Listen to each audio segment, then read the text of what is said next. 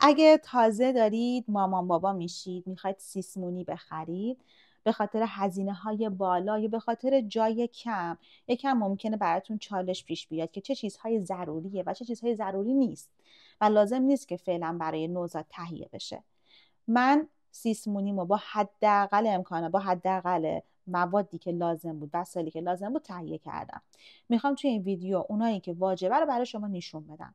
بقیه‌اش دیگه میشه دل بخوای. اگر جا دارید و هزینه دارید میتونید هزینه کنید، اما اگر جا ندارید مثل من و میخواید با کمترین هزینه این کار رو انجام بدید، این ویدیو مناسب شماست.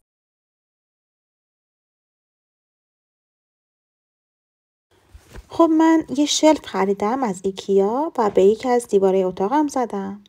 2 تابلو نقاشی آبرنگم که خودم کشیده بودم پایین شلفا نصب کردم. بعدشم شلفمو تزیین کردم با عروسک یادگاری مامانم و 2 از این بسکت‌ها که دوستم برام بافته بود. یه بسکت چوبی برمیدارم و چیزایی که مصرف روزانه نوزادم هست رو توش میذارم، مثل یه دونه شامپو، لوسیون، روغن ماساژ بچه، داروهایی که استفاده میکنه در روز و باید دم دستم باشه، مثل آنتی فلتش و قطره ویتامین دیش، یه دونه فینگیر و چیزایی که روزانه بچه استفاده میکنه. من همه رو داخل این میذارم و میذارم رو همین کمد دم دستی. یه سری از این باکس هم گرفتم از ایکیا برای تقسیم بندی کشوی لباساش و به جای اینکه کمد لباس بگیرم 2 پا تختیمو به هم دیگه بست کردم و شد 4 کشو برای لباساش. یه چیز دیگه که من خریدم برای نفس این تابه است. این تابه باتریه و خودش تکون میخوره. اینجا من درجهشو مشخص میکنم که آهسته باشه یا تندتر باشه. مثلا این آخرین درجهش که بیشتر تکون میخوره. اینجا موزیک داره، موزیک های لایت داره، صداهای دریا و جارو برقی و سشوار و اینا برای بچه‌هایی که کولیکن که بتونن راحت تر بخوابن داره. اینجا هم تایمر داره که خودش خاموش سر تایمی. بالاش هم یکم از این اسباب بازی‌ها داره که بچه نگاه میکنه و قیمتش هم زیاد گرون نبود، چیز مناسبی بود. بعضی وقتا میذارمش این تو و یکم تاب میخوره. این وان بچه است که ما از آمازون گرفتیم. این قسمت در پوش داره که وقتی بازش میکنیم آب اضافی خارج میشه. یه قسمت اینجا رو داره که ما شیر دوش حمومو اینجا میتونیم وصل کنیم آب روی بچه بریزه. یه دونه دوشکچه داشت که این برای نوزادای زیر 4-5 ماه که نمیشینن و میخوان فقط بخوابن توی وان خیلی مناسبه. این دوشکچه روی آب میمونه و بچه روی این میخوابه و کمتر آب تو بدنش میره، کمتر میترسه. برای کسی که تنهایی حموم میکنن خیلی به نظر من نیازه. این دوشکچه 3 بخش داره که این قسمت بالاییش اینجا قسمت سرش وصل میشه، از هر 2 طرفم وصل میشه به این بر و اون برش. اینطوری خیالتون راحته که این زیاد تکون نمیخوره. سر بچه اینجا قرار میگیره و پاش اینجا که میتونه هم بازی بکنه و خیلی حس خوبی داره. جدا از این یه مزیتی که این وان داره اینی که جمع میشه. برای خونه های آپارتمانی که خب جا زیاد ندارن یه مزیت حساب میشه. وقتی که ایناشو در میارن اینو به این سمتش میکنم، اینو اینجوری میدمش داخل، این 2 رو میبندم و اینو از اینجا تاش میکنم. این خیلی کم جای، اون وقت میتونه قشنگ همه جا قرار بگیره، زیر تخت یا یه گوشه توی حموم. یه باکس هم اینجا برای تو حمومش آماده کردم، از شامپو، لوسیون و روغن گرفته تا لیف و صابون و هولش. اینا توی حموم آماده هستش. خب بریم سراغ تخت نوزاد که حسابی در موردش حرف دارم.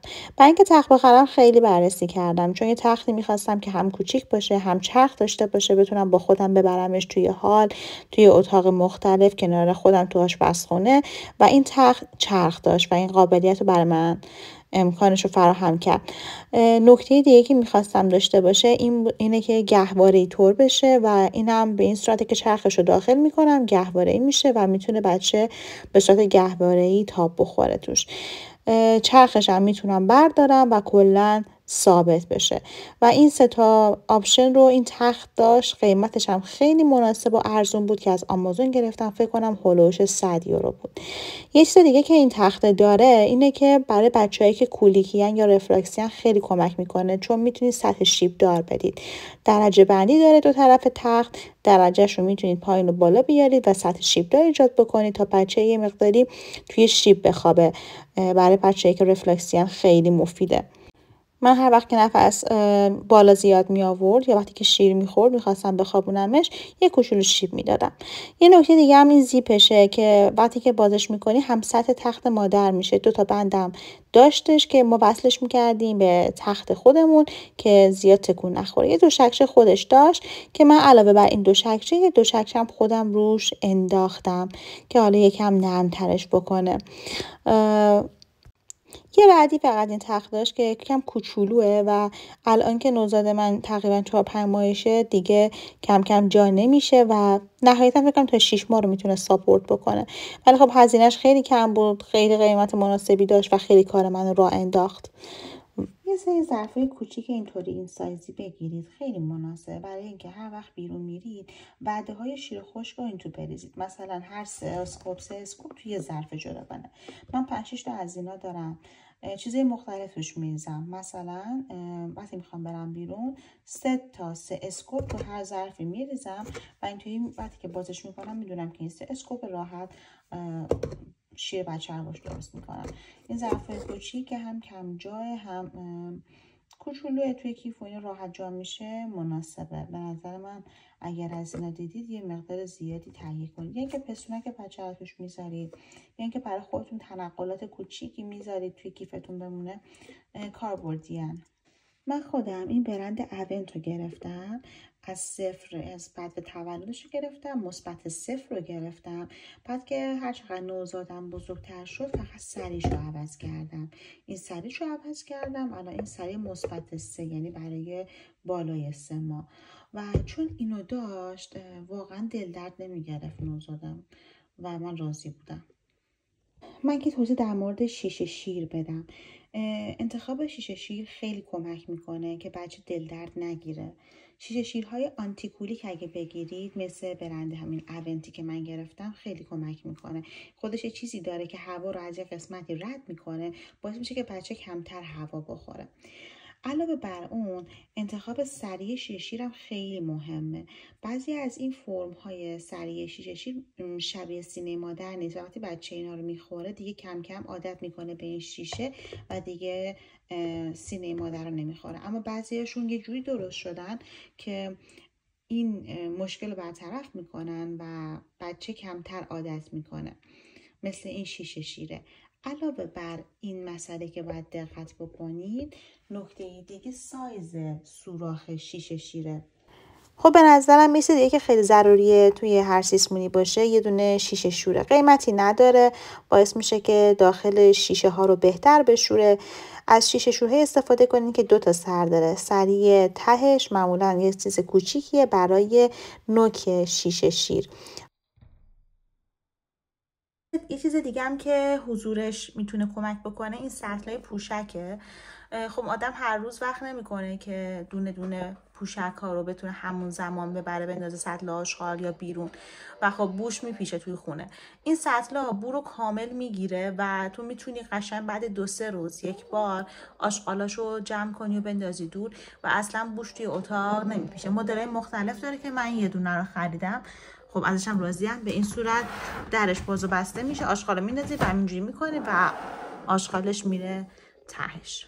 خب اینم بسکت تعویض پوشکه که بهتون پیشنهاد میکنم ویدیوی تعویض پوشک منو ببینید که کامل در مورد همه چی، پوشک، زیر پوشکی، کرم هایی که استفاده میشه، همه چی کامل توضیح دادم در مورد برندهاشو، کیفیت ها و که کدوم مناسب تر. خب اینم باکس تعویض پوشک منه که توش پوشک، زیر پوشکی و یه سری دستمال برای تمیز کردن بچه میذارم. دستمال مرطوبمو توی این باکس ها، توی این جعبه ها میذارم. خیلی کار کردم باش، راحت تره. باعث میشه یهویی تمام دستمال مرطوبا بیرون نریزن و دونه دونه در بیان.